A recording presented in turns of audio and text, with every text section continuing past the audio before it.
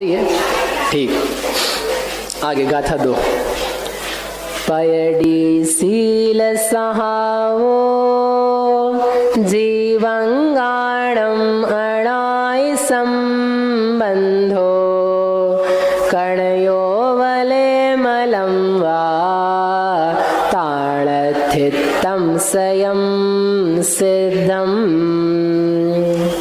पयडी का अर्थ बताना चाहते हैं। पयडी, सील, सहावो, ये तीनों एक अर्थवाची हैं। प्रकृति किसने पहली बार सुनी हो तो उन्होंने दूसरा शब्द दिया शील। शील भी नहीं समझ में आता हो, उन्होंने कहा सहावो यानी स्वभाव। आई होप यहाँ तक तो समझ में आ जाएगा। उन्होंने तीन ही दिए हैं। प्रकृति भी वही अर्थ है, शील भी वही अर्थ है और स्वभाव भी वही अर्थ है। नहीं आए हिंदी में तो नेचर, इसका नेचर ऐसा है, इतना तो आ जाएगा।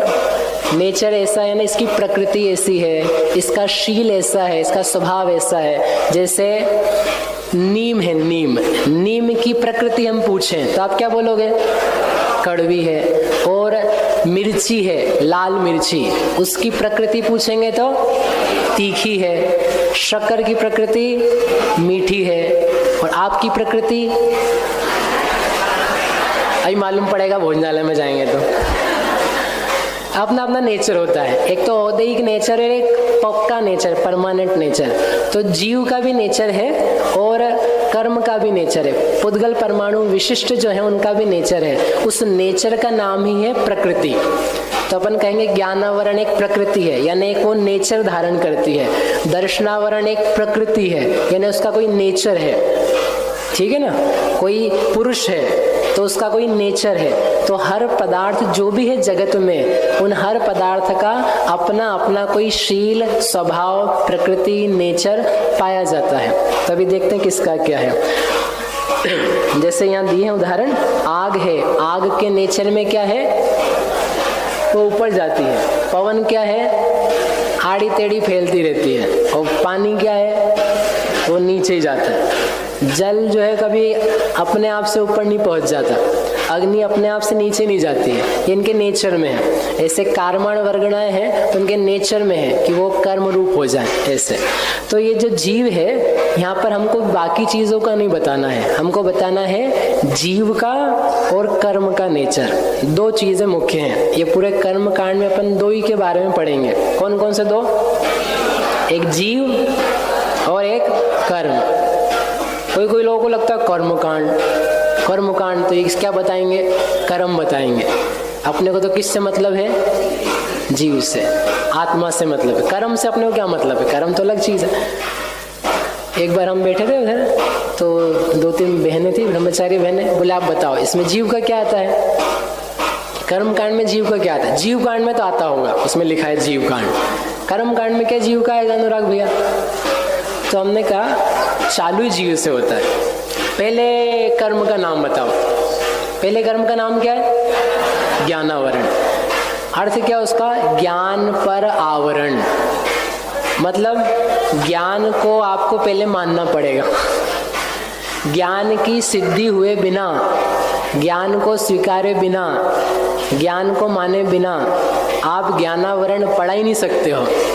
उसकी चालू शुरुआत जो है ना, शुरुआती जीव से होती है। जीव नहीं है तो कर्म कहाँ से आएगा? जीव के साथ में ही कर्म हो सकता है। यदि हमको कर्म भी बताना है तो वो कर्म के लिए नहीं बताना है। किसके लिए बताना है? जीव के लिए। तो अपन कर्म का यद्यपि बहुत सारा फैलारा करेंगे, 148, 168 सब करेंगे, लेकिन वो सब के सब किस प्रयोजन के लिए हैं? कर्म के लिए कि जीव के लिए? जीव के लिए। तो नाम कर्म कांड है, लेकिन प्रयोजन सारा का सारा किसका है? जीव का। इसलिए कर्म नहीं पढ़ते हैं। कौन पढ़ता है? जीव ही पढ़ता है। जीव ही पढ़ सकता है ऐसे। तो यहाँ जीव का स्वभाव बताते हैं। जीव की प्रकृति क्या है? उन्होंने कहा जीव की प्रकृति है रागादि रूप परिणमना। परिणमना यानी बदलना, राग द्वेष मोह करना। अब बड़ा थोड़ा लोगों को विचित्र लगेगा, ये क्या बात हुई? जीव का नेचर, जीव का स्वभाव जानना देखना है कि राग द्वेष करना है? क्यों? जीव का स्वभाव क्या है? जानना देखना कि राग द्वेष करना? तो यहाँ तो हमने ये लिखा है, तो आप लोग कोई खड़े तो नहीं होगा जाने के लिए तैयार? कि ये वैभाविक स्वभाव है। राग द्वेष करने का स्वभाव भी जीव में ही है, जानने का स्वभाव जीव में है, ये परम सत्य बात है। लेकिन यदि राग द्वेष मोह गुस्सा अहंकार ईर्ष्या लालच ये परिणाम पैदा हो रहे हैं तो ये जीव में हो रहे हैं, और ये जीव में होने की यदि कैपेबिलिटी नहीं होती, शक्ति नहीं होती, उसमें से पैदा होने की ताकत नहीं होती तो वो हो भी नहीं सकते थे। इसलिए जीव का ही नेचर है, लेकिन नेचर जो है ना ये पराधीन नेचर है। इसके लिए दूसरे लोग चाहिए हैं, कर्म चाहिए हैं, इसके लिए पर का सानिध्य चाहिए है, इसके लिए अपने आप को भूलना चाहिए। ऐसे काफी सारे डिपेंडेंसीज हैं, इसलिए इसको बोलते हैं वैभाविक स्वभाव, इसको बोलते हैं पर्यायगत स्वभाव, इसको कहते हैं तात्कालिक स्वभाव, त्रैकालिक नहीं है। जैसा ज्ञान दर्शन स्वभाव है, जानने देखने का स्वभाव है, बिना किसी की सहायता के ही हम जान लें अपने आप से, जैसे इस टाइप का त्रैकालिक नेचर जीव का है, वैसा नेचर नहीं है, लेकिन फिर भी राग जीव में ही होता है, इसलिए राग करना भी जीव का ही स्वभाव है। आपको यदि नहीं मानना हो तो प्रवचन सार जी में आचार्य कुन देव ने दिया है, सांख्य मत को समझाते हुए उन्होंने उसको ही समझाया। जदिसो सुहो व सुहो णहवदि आदा स्वयं सहावेण संसारो विण विज्जति सव्वेस्यम जीव कायाणाम। जदिसो सुहो व सुहो, यदि वह आत्मा स्वयं शुभ अशुभ णहवदि स्वयं सहावेण, स्वयं स्वभाव से यदि जीव शुभ अशुभ रूप ना हो तो किसी भी जीव के संसार ही नहीं होगा। यानी जीव अपने ही कारण से अपने वर्तमान पर्याय में राग के रूप से परिणमता है, उस परिणमने के कारण से राग द्वेष परिणमने का स्वभाव जीव में कहा जाए। सर्वथा आप उसका अभाव कर दोगे तो फिर अपन हो क्यों रहे रागी, ऐसी बात आ जाएगी।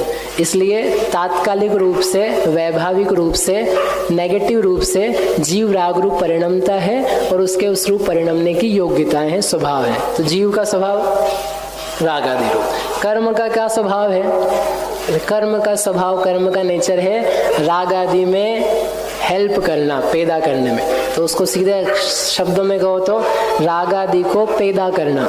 राग समझ में आता है ना आपको? कोई है सच को राग शब्द समझ में नहीं आता है? राग तो सबको समझ में आता होगा, सुबह से ही चालू हो जाता है। कौन सा? वो दूसरा वाला राग। एक भैया जी हैं, 8 बजी नहीं और राग चालू, नहीं आया समझ में? गाना चालू, गाने में क्या होता है? राग, राग से गाते हैं, राग से राग गाते हैं। वो वाले राग की बात नहीं कर रहे हम। राग यानी अच्छा लगना, भला लगना, प्रीति होना, और उसका नेगेटिव वर्ड है द्वेष यानी बुरा लगना। ये सब आएगा आगे, लेकिन अभी नया नया आ रहा है इसलिए कह रहे। तो राग द्वेष मोह को उत्पन्न करना, ये नेचर किसका है? कर्म का। उसको क्यों कह रहे हैं? उसके बिना नहीं पैदा हो सकते हैं। राग जब भी पैदा होगा किसी भी व्यक्ति को तो वह कर्म की सापेक्षता में ही होगा। बिना कर्म के उदय के कोई भी व्यक्ति राग पैदा करके दिखाए, कर्म का उदय ना लाए और क्या हो जाए, उसको राग पैदा हो जाए, तो ऐसा हो सकता है क्या? नहीं हो सकता है। कैसे पता हमको? सिद्ध भगवान है हमारे, उन सिद्ध भगवान को एक भी कर्म का उदय नहीं है। अब कोई उनको रागी द्वेषी बना के बताए, पूरा जगत दिखता है उनको, सर्वज्ञ परमात्मा, सारे जगत के एक एक अणु अणु घटनाएं शुभ अशुभ सब दिखती है। दिखने के बाद में भी वो इतने मजबूत अनंत वीर के स्वामी हैं कि रंच मात्र भी, लवलेश भी उनके राग द्वेष मोह नहीं पैदा होता। इतने महाज्ञानी हैं, उनके कर्म का उदय भी नहीं है। इतने ज्ञानी को आप करके बता दो, इतना देखने वालों को नहीं हो सकता है। चूंकि इससे समझ में आता है बिना कर्म के उदय के, कर्म की सहायता के राग द्वेष मोह पैदा होना असंभव है। इसलिए ये कर्म का स्वभाव है कि वह राग द्वेष मोह पैदा करने में कारण बने। इस प्रकार से ये प्रकृति, समुद्र कीर्तन में जो प्रकृति शब्द आया था उसका अर्थ यहाँ पर आचार्य देव ने बताया।